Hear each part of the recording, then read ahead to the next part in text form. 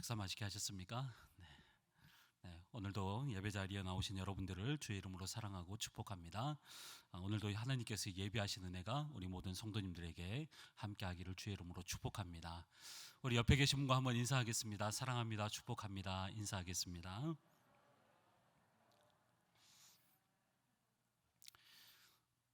여러분, 우리가 가끔 사용하는 관계적인 단어 중에요, 사돈의 팔촌이라고 하는 말이 있습니다. 여러분, 사돈의 팔촌 어떤 뜻입니까? 뭔지는 모르겠지만 굉장히 멀다라고 하는 느낌이 있지 않습니까? 사전적 의미로는 엄청 먼 관계의 그런 관용적인 표현인데, 결코 가깝거나 어떤 중요한 관계는 아니다라고 하는 뜻을 가지고 있습니다. 여기 자녀들을 출가시키고 또 결혼시키신 분들이 많이 계시는데, 여러분, 사돈이라고 하면 어떤 느낌이 있으십니까? 사돈. 어려운 분들도 계시고, 또 제가 보니까 어떤 분들은 사돈과 함께 여행을 다니면서 재미있게 지내시는 분들도 계시는 것 같은데, 아마 거의 대부분의 사돈이라고 하면 경조사가 있을 때 뭐 그 정도 만나는 것 같습니다. 딱 그 정도인 것 같습니다. 자, 사돈이라고 하면 여러분, 사실은 원래는 아무런 관계가 없는 사람들 아닙니까? 피 한 방울도 섞이지 않은 그런 아무런 관계가 없는 사람들이지만, 아들이나 딸이 결혼을 하면서 굉장히 가까워진 그런 사이가 된 것이죠. 전에는 아주 멀리 있었다가 잘 모르는 관계였는데, 한 번의 결혼으로 인해서 새로운 관계가 형성이 되고 이제 가까운 그런 사이가 되는 것이죠. 그런데 여러분, 이런 현상을 우리가 교회 안에서도 찾아볼 수가 있습니다. 한번 생각해 보십시오. 우리 옆에 계신 분들 한번 얼굴 한번 쭉 보십시오. 여러분, 옛날에 이분하고 만날 거라고 생각하셨습니까? 네, 전혀 만날 수 없는 그런 분 아니었습니까? 제가 이분하고 식사를 하고 마주하고 이야기하고 그럴 거라고는 전혀 생각해 보지 못한 분들 아닙니까? 도무지 만날 수 없는 분들이 있죠. 저와 여러분의 관계도 마찬가지 아니겠습니까? 저는 저 멀리 섬에서 태어난 사람인데 어찌 여러분과 이렇게 만날 수가 있었겠습니까? 그런데 저는 예수님 때문에 출세해서 여기까지 와서 저는 여러분을 만나고 있습니다. 우리 모두도 예수님 때문에 서로 만나게 된 사이이고요, 또 예수 안에서 우리가 한 가족이 된 것입니다. 전에는 전혀 관계없던 사람들이 이제는 뗄래야 뗄 수 없는, 어떻게 보면 가족보다도 더 가족 같은 그런 관계가 된 것이 바로 교회이고, 그래서 교회는 여러분, 한마디로 말하면 가족입니다. 가족. 교회는 뭐라고요? 가족입니다. 영적인 가족들이 모인 곳이 바로 이 교회인 것입니다. 자, 오늘 본문 말씀 디모데전서 5장의 말씀은 바로 이 교회 안에서 영적인 가족 관계를 우리에게 설명해 주고 있는 그런 내용들입니다. 자, 그러면서 그 영적인 가족 관계 안에서 우리가 서로에게, 여러분, 서로에게 때로는 상처를 줄 때도 있고 상처를 받을 때도 있는데, 어떠한 우리가 자세를 가지고 어떠한 태도를 가져야 하는지에 대해서 오늘 본문이 기록하고 있습니다. 자, 오늘 본문은 크게 세 부분으로 나눌 수가 있는데요, 먼저 1절과 2절에서는 남녀노소에 대한 관계를, 그리고 3절부터 16절까지의 말씀은 참과부, 즉 사회적 약자들에 대한 그런 관계들에 대해서, 그리고 마지막 17절에서 25절까지의 말씀을 보면 지도자들, 또 목회자들과 성도들과의 관계를 말씀하고 있습니다. 자, 그렇다면 우리가 교회 안에서 영적 가족 관계를 이루면서 가져야 할 태도가 어떤 것들인지, 어떠한 마음을 가져야 하는지 우리가 한번 살펴보도록 하겠습니다. 자, 첫 번째는요, 가르침보다는 사랑하는 마음이 우선되어야 한다라고 하는 것입니다. 뭐라고요? 같이 한번 읽어보도록 하겠습니다. 시작. 가르침보다 사랑하는 마음이 우선되어야 합니다. 자, 1절과 2절 말씀을 보면 남녀노소에 대한 관계를 말씀하는데, 우리 1절과 2절 말씀 같이 한번 읽도록 하겠습니다. 시작. 늙은이를 꾸짖지 말고 권하되 아버지에게 하듯하며 젊은이에게는 형제에게 하듯하고 늙은 여자에게는 어머니에게 하듯하며 젊은 여자에게는 온전히 깨끗함으로 자매에게 하듯하라. 누구에게는 어떻게 하고 어떻게 하고, 그런데 여기를 잘 보시면, 자, 늙은이, 젊은이, 늙은 여자, 젊은 여자. 그러니까 남녀노소 모두를 향해서 지금 권면하고 있는 그런 장면입니다. 어떤 내용입니까? 어른들을 향해서는 부모님을 대하는 것처럼 공손하게 대하고, 또 젊은이들을 대해서는 사랑하고 아껴주라. 이것이 1절과 2절의 말씀입니다. 여러분, 이거 모르는 분들 계십니까? 사실 우리가 이거 너무나도 잘 아는 말씀 아닙니까? 그런데 바울은 아마 이 당시에 신분의 차이를 염두에 두고 아마 이렇게 이야기한 것 같습니다. 여러분, 우리나라에도 과거에 신분 제도가 있지 않았습니까? 그래서 나이가 작은 양반이 나이가 많으신 어떤 상민이나 노비나 하인들에게 반말을 하고 꾸짖고 야단을 치고 함부로 하는 그런 것들이 있었습니다. 아마 이 당시 에베소에도 그런 것들이 있었던 것 같습니다.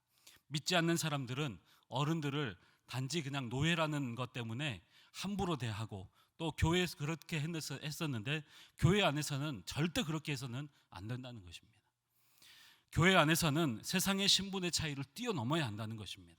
그래서 그 사람이 아무리 낮은 신분에 있다고 할지라도 연로하시면 무조건 내 부모님처럼 대해야 한다는 것입니다. 반면에 연세 드신 분들은 젊은이들을 사랑하고 아껴주어야 한다는 것입니다. 사람들은 때로 여러분 나이를 가지고 상대방을 제압하고 억누르려고 합니다. 그래서 우리나라의 특징이 한 가지 있지 않습니까? 처음 만나도 뭐부터 물어봅니까? 몇 살이냐고 물어보지 않습니까? 예, 나이로 이렇게 뭐 서열 정리 쫙 하고 난 다음에 그 다음에 옛날 소식적 이야기를 하면서 라떼는 말이야 하면서 이런 이야기를 가르치고 또 강요할 때가 있습니다.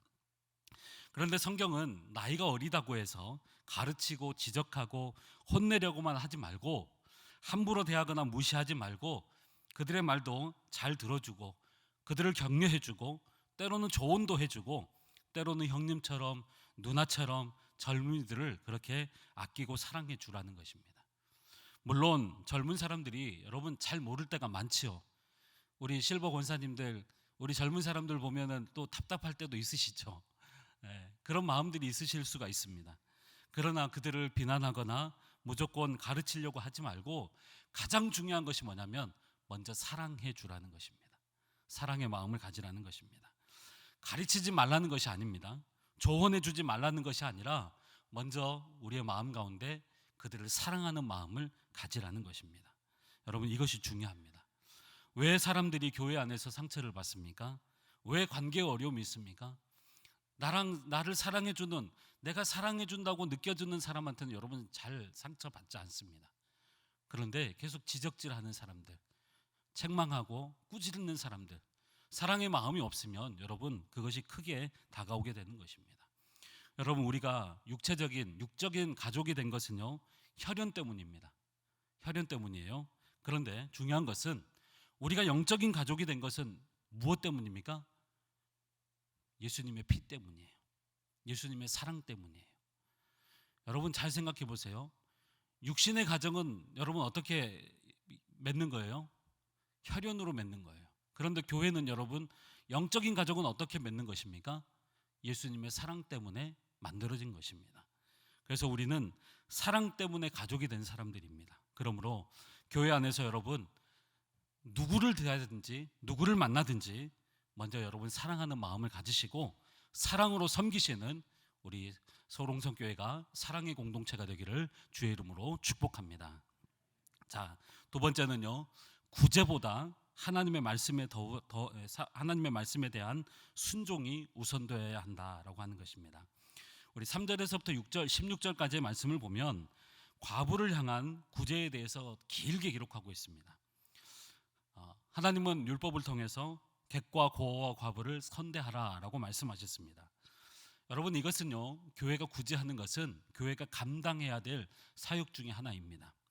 그래서 교회는 이웃을 돌아보고 또 구제하는 그런 공동체가 되어야 합니다. 여러분, 우리 교회도 아침에도 목사님께서 말씀하셨지만 목민센터의 비전을 가지고 교회 반경 2km 안에 복음과 사랑에 소외된 영혼이 한 사람도 없도록 우리가 계속해서 기도하고 있지 않습니까? 또 우리가 행복문화인을 통해서 사회적 약자들과 또 소외된 분들을 우리가 계속해서 섬기고 있습니다. 그런데 오늘 말씀을 보면 에베소 교회 안에도 이미 이런 구제의 행위들이 있었던 것 같습니다. 그런데 분명한 어떤 규칙이나 분명한 기준은 없었던 것 같습니다. 그러다 보니까 어떤 사람은 구제에 포함된 사람이 있는가 하면 어떤 사람은 구제에 포함되지 말아야 될 그런 사람들도 있었던 것이죠. 그래서 교회가 질서가 없고 혼란스러운 일들이 가득했습니다. 그래서 사도 바울이 디모데에게 특별히 과부에 대한 엄격한 기준을 말하면서 참 과부에 대해서 극진하게 구제하라라고 말씀하고 있습니다. 자, 정리해 보면 이런 겁니다. 참 과부는 어떤 사람인가? 60세 이상입니다. 60세 이상으로 남편이나 또 봉양할 자녀가 없고 교회 안에서 오직 기도의 소망을 두고 주야로 기도에 자신의 모든 남은 열정을 다 쏟는 사람, 이 사람이 참 과부라고 하는 거예요. 물론 오늘 우리 시대에 이것을 완전히 적용하는 것은 어려움이 있습니다. 그렇지만 정확한 기준을 지금 제시해 주고 있는 것이죠. 그런데 오늘 본문 3절에서 16절까지의 말씀은 사실은 구제에 초점이 있는 것이 아니라 그 기준을 정하는 것이 바로 하나님의 말씀이다라고 하는 것을 우리에게 가르쳐 주고 있습니다. 우리 8절 말씀을 같이 한번 읽도록 하겠습니다. 우리 8절 말씀 큰 소리로 같이 한번 읽도록 하겠습니다. 시작. 누구든지 자기 친족, 특히 자기 가족을 돌보지 아니하면 믿음을 배반한 자요 불신자보다 더 악한 자니라. 여러분, 우리가 구제에 초점을 맞추다 보면 때로 자녀들이 있고 주변 사람들이 충분히 돌볼 수 있음에도 불구하고 교회의 도움을 받으려고 하는 사람들이 있습니다. 그러니까 누군가가 도울 수 있음에도 불구하고 교회의 도움을 받으려고 합니다. 그런데 하나님은 이러한 이런 구제의 명령을 말씀하시기 전에 먼저 하신 명령이 한 가지가 있는데 그것은 바로요, 네 부모를 공경하라라고 하는 것이었습니다. 무슨 말이냐면 구제보다 앞서는 것이 무엇이었냐면 하나님의 명령이고 하나님의 말씀이라는 것입니다. 우리가 어려움을 당한 분들을 구제하기 전에 반드시 하나님의 말씀에 대한 가르침과 행함이 우선되어야 한다는 것을 지금 우리에게 가르쳐주고 있는 것이죠.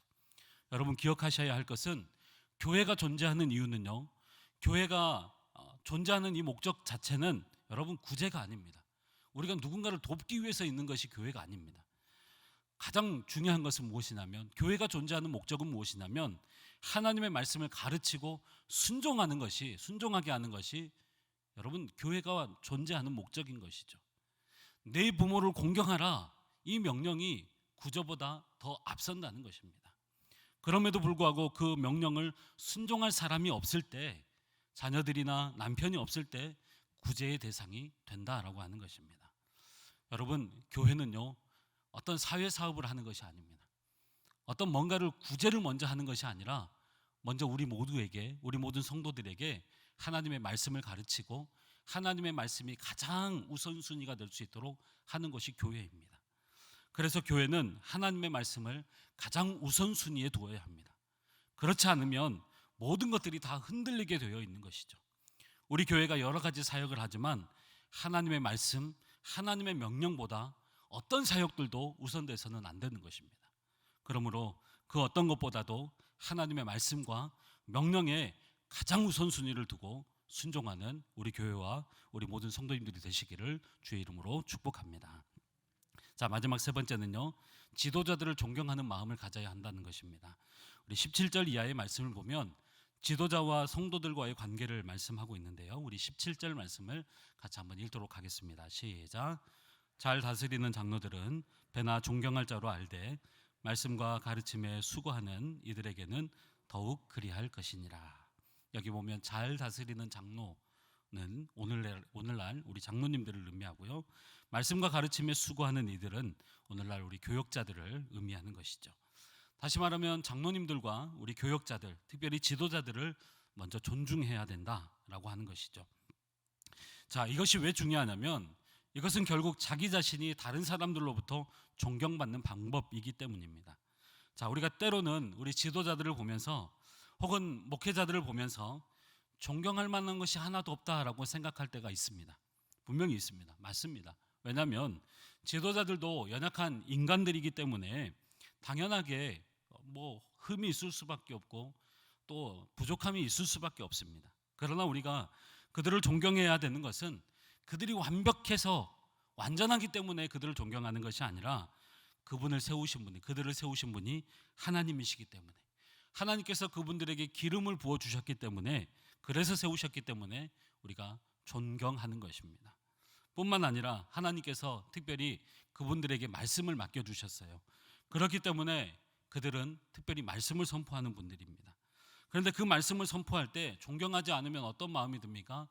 자꾸 저 말씀이 맞는 말씀인가? 라고 하는 생각이 들 때가 있습니다. 때로는 말씀을 무시하는 그런 상황들도 있게 되는 것이죠. 결국에는 그것이 누구의 손해가 되냐면 내가 손해가 받는 것이죠.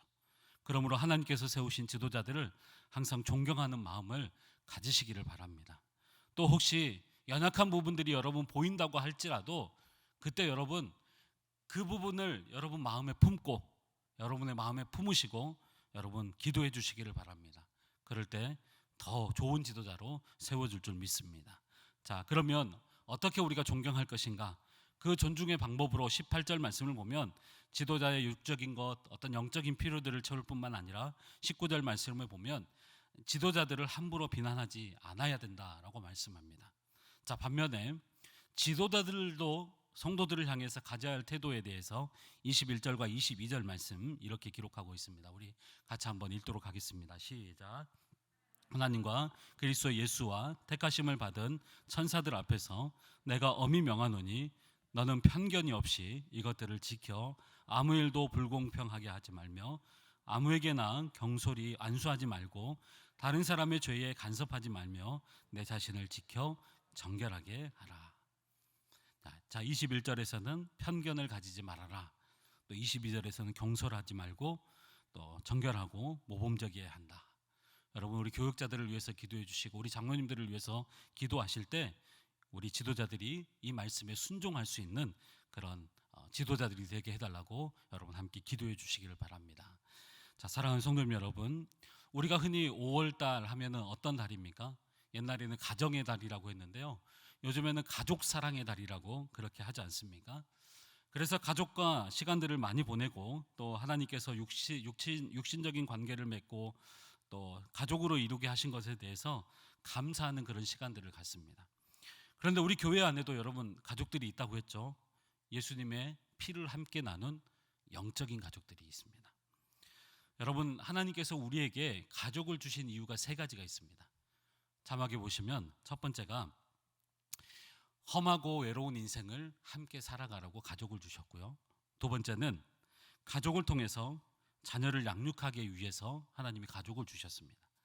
그리고 세 번째는 가족을 통해서 사랑과 희생, 봉사와 책임을 배우게 하시기 위해서 가족을 주신 것입니다. 그런데 여러분, 교회도 마찬가지입니다. 서로 사랑하고 서로 섬기고 서로가 하나님의 말씀을 온전하게 순종하게 하여서 영적 자녀를 양육하는 곳이 바로 교회인 것입니다.